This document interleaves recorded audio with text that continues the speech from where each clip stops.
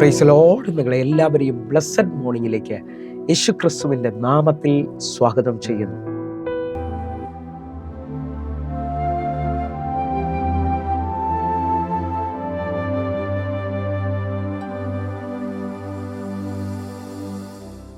ഇത്ര നല്ല രക്ഷകനായ യേശുവേ, ഇത്രമാം സ്നേഹം നീ തന്നതാ.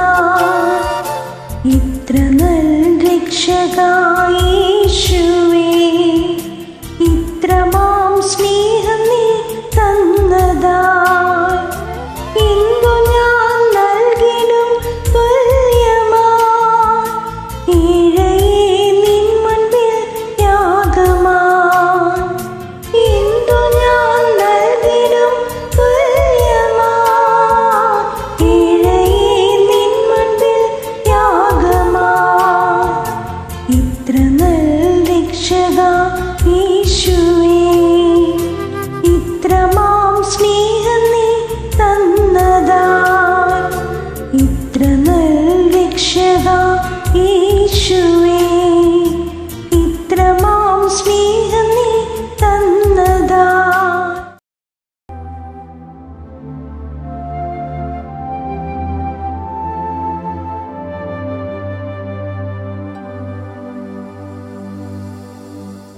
ഏറെ അനുഗ്രഹിക്കപ്പെട്ട ഒരു പ്രഭാതം കൂടി നമ്മുടെ ജീവിതത്തിൽ അനുവദിച്ചു തന്ന വലിയവനായ ദൈവത്തെ നമുക്ക് ഒരുമിച്ച് ചേർന്ന് നന്ദി പറയാം. എത്ര രൂപ പറയും, ഞാൻ നിന്നതല്ല, എൻ്റെ ദൈവം എന്നെ നിർത്തിയതാണ്. ഒന്നുകൂടെ പറഞ്ഞു കഴിഞ്ഞാൽ 2024 ഡിസംബർ മാസം 5-ാം തീയതി വരെയും എന്നെയും എൻ്റെ കുടുംബത്തെയും കണ്ണിലെ കൃഷ്ണമണി പോലെ സൂക്ഷിക്കുകയും വിടുവിക്കുകയും ചെയ്ത വലിയവനായ ദൈവത്തിന് നന്ദി പറഞ്ഞുകൊണ്ട് ഈ പ്രഭാത ചിന്തയിലേക്ക് നമുക്ക് ഒരുമിച്ച് അടുത്തു വരാം. പരിഹരിക്കാൻ കഴിയാത്ത വിഷയങ്ങളെ പരിഹരിക്കുന്ന ദൈവം. പ്രിയരെ, പ്രാരംഭവാക്യത്തിലേക്ക് ആവർത്തനങ്ങളുടെ പുസ്തകം 1-ാം അധ്യായം അതിൻ്റെ 17-ാമത്തെ വാക്യം. ന്യായവിസ്താരത്തിൽ മുഖം നോക്കാതെ ചെറിയവന്റെ കാര്യവും വലിയവന്റെ കാര്യവും ഒരേപോലെ കേൾക്കണം. മനുഷ്യനെ ഭയപ്പെടരുത്, ന്യായവിധി ദൈവത്തിൽ നിന്നുള്ളതല്ലോ.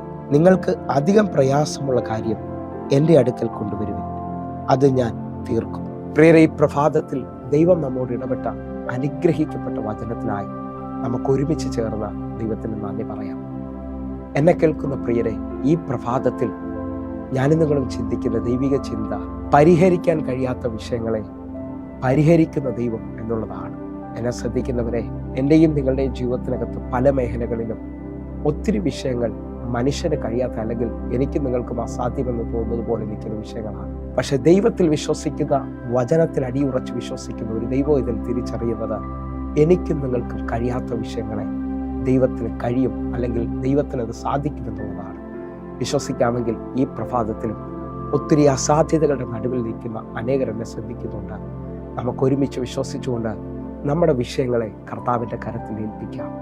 സങ്കീർത്തനക്കാരൻ വ്യക്തമായി വിളിച്ചു പറയുന്നു. 55-ാം സങ്കീർത്തനം അതിൻ്റെ 22-ാമത്തെ വാക്യം പറയുന്നു, നിന്റെ ഭാരം യഹോവയുടെ മേൽ വെച്ചുകൊള്ളുക, അവൻ നിന്നെ പുലർത്തും. വിശ്വസിക്കാമെങ്കിൽ നമ്മുടെ ഭാരങ്ങളെ, നമ്മുടെ അസാധ്യതകളെ നമുക്ക് നമ്മുടെ കർത്താവിൻ്റെ കരത്തിലോട്ട് ഏൽപ്പിക്കാം.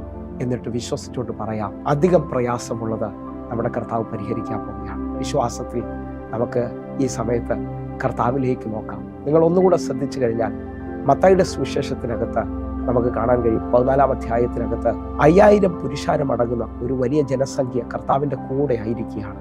എന്നാൽ അവർക്ക് കൊടുക്കുവാൻ ആഹാരം ശിഷ്യന്മാരുടെ കയ്യിലില്ല, അത് മരുഭൂമിയാണ്. എന്നാൽ ശിഷ്യന്മാർ കർത്താവിനോട് ചോദിക്കുകയാണ്, ഇത് മരുഭൂമിയല്ലോ, ഇവർക്ക് എവിടെ നിന്ന് നമ്മൾ ആഹാരം കൊടുക്കും? വിശുദ്ധ മത്തായി എഴുതിയ സുവിശേഷം 14-ാം അധ്യായം അതിൻ്റെ 16 തുടങ്ങിയ വാക്യങ്ങൾ നമുക്ക് ഒരുമിച്ച് ചിന്തിക്കാം. യേശു അവരോട്, അവർ പോകുവാൻ ആവശ്യമില്ല, നിങ്ങൾ അവർക്ക് ഭക്ഷിപ്പാൻ കൊടുക്കുവിൻ എന്ന് പറഞ്ഞു. 17-ാമത്തെ വാക്യം. അവർ അവനോട്, 5 അപ്പവും 2 മീനുമല്ലാതെ ഞങ്ങൾക്കിവിടെ ഒന്നുമില്ല എന്ന് പറഞ്ഞു. 18-ാമത്തെ വാക്യം. അത് ഇങ്ങു കൊണ്ടുവരുവൻ എന്ന് അവൻ പറഞ്ഞു. 19-ാമത്തെ വാക്യം. പിന്നെ പുരുഷാരം പുല്ലുമേൽ ഇരിക്കുവാൻ കൽപ്പിച്ചു. ആ 5 അപ്പവും 2 മീനും എടുത്ത് സ്വർഗത്തെ നോക്കി വാഴ്ത്തി അപ്പം നുറുക്കി ശിഷ്യന്മാരുടെ പക്കലും ശിഷ്യന്മാർ പുരുഷാരത്തിനും കൊടുത്തു. 20-ാമത്തെ വാക്യം. എല്ലാവരും തിന്നു തൃപ്തരായി.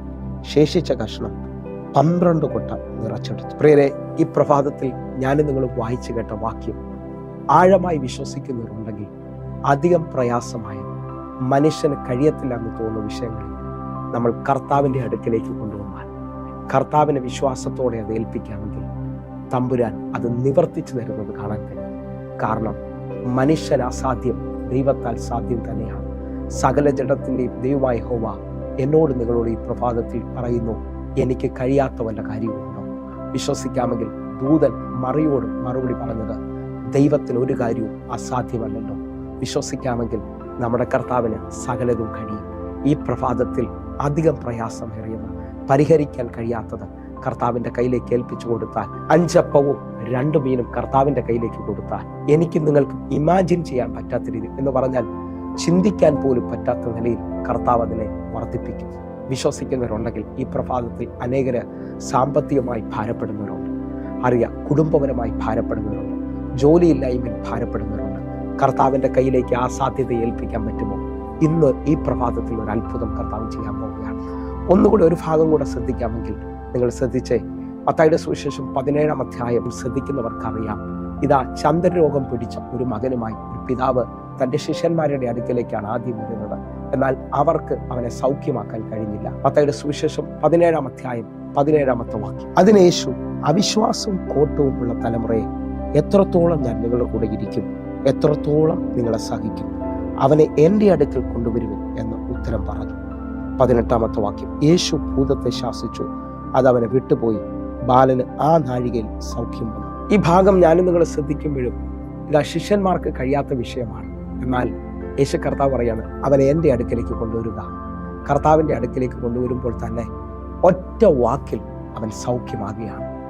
നാളുകൾ, വർഷങ്ങൾ അവനെ പിടിച്ചിരുന്ന ചന്ദ്രരോഗം അവനെ വിട്ടുമാറുകയാണ്. ആ ഭൂതം അവനെ വിട്ടുപോകുന്നു, ആ രോഗാത്മാവ് അവനെ വിട്ടുപോവുകയാണ്. വിശ്വസിക്കാമെങ്കിൽ ഈ പ്രഭാതം കർത്താവിനെ നമ്മുടെ വിഷയങ്ങൾ ഏൽപ്പിക്കുന്ന ദിവസമാണ്. മനുഷ്യന് കഴിയാത്ത, മനുഷ്യന് പരിഹരിക്കാൻ പറ്റാത്ത വിഷയങ്ങളെ നമ്മുടെ ദൈവം പരിഹരിക്കാൻ പോവുകയാണ്. വിശ്വാസത്തിൽ ഒരുമിച്ചൊന്ന് കണ്ണുകൾ അടയ്ക്കാം. പ്രാർത്ഥനയോടുകൂടെ ആ വിഷയങ്ങളെ കർത്താവിനെ ഏൽപ്പിച്ചാട്ടെ. ഞങ്ങളെ സ്നേഹിക്കുന്ന ഞങ്ങളുടെ നല്ല കർത്താവെ, ഞങ്ങൾ ഒരുമിച്ച് ചേർന്നുകൊണ്ട് ഈ പ്രഭാതത്തിൽ ഞങ്ങൾക്ക് അസാധ്യമെന്ന് പറയുന്ന വിഷയങ്ങളെ അങ്ങയുടെ കരത്തിലോട്ട് ഞങ്ങൾ ഏൽപ്പിക്കുന്നപ്പ. ഈ ഭൂമിയിൽ ഞങ്ങൾ കണ്ട ഏറ്റവും വലിയ വിശ്വസ്തൻ അങ്ങാണപ്പ. അങ്ങ് പറഞ്ഞാൽ അത് മാറത്തില്ല. അങ്ങയുടെ കരത്തിലോട്ട് ഞങ്ങളുടെ വിഷയങ്ങളെ ഏൽപ്പിക്കുകയാണ്. ഇതൊരത്ഭുതത്തിന്റെ ദിവസമാക്കണമേ അപ്പ. ഞങ്ങളുടെ ബുദ്ധിയിൽ ചിന്തിച്ചിട്ടില്ലാത്ത വൻ കാര്യങ്ങൾ അങ്ങ് ഞങ്ങൾക്ക് വേണ്ടി പ്രവർത്തിക്കാൻ പോകുന്നതിനായി നന്ദി. ഞങ്ങൾ ഒരുമിച്ച് സമർപ്പിക്കുന്നു, യേശുവിൻ നാമത്തിൽ പ്രാർത്ഥിക്കുന്നു.